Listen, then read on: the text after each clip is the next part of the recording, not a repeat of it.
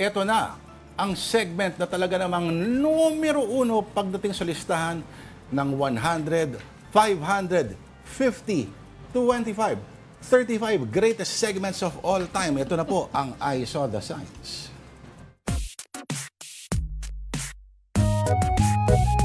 Edition, Tita D, kapag... Kapag di okay, ang video okay. Sige nga. Una. Okay, ito warning. The consumption of alcohol may lead to the belief that you can sing. Tama. Ay, bakit? Anong May problema ba tayo ron? gusto nyo? May problema. Alam mo, may problema sa video, okay? Oh. Pag note perfect na para kang nakikinig ng CD Oo nga. or MP3, may mali doon. Dapat yung mortal frailty mo at yung mortalidad mo na parang hindi ka perfect, imperfections mo, dapat naririnig sa kanta yun. Oo nga. Tsaka mas Hindi masaya tayo mag-video makina. okay na. Pero ako, alam mo, kahit walang alcohol, I believe. Para naman, narinig ko na. Hindi mo kailangan patunayan yan. Maano ako pipiliin ko pa yung matataas na kanta. Okay. Otherwise, what's the point? Exactly.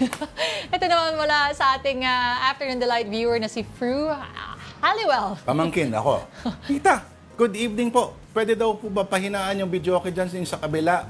Di kasi kami makatulog, may pasok pa kami bukas eh. Thank you. Alam mo naman birthday ni tito mo ngayon. Minsan lang naman, para kayong walang pakisama. After a while.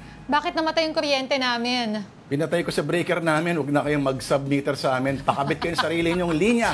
Hirap niyo pakiusapan. Ayan na, surprise gift ko sa inyo ha. Happy birthday kay Tito. Eternity, ano pala yon? Okay na sana yung yung sa submeter. Hanggang doon pwede, get sa yung punchline. Pero thank you. At mula naman sa ating Afternoon Light viewer, Ram Jugs.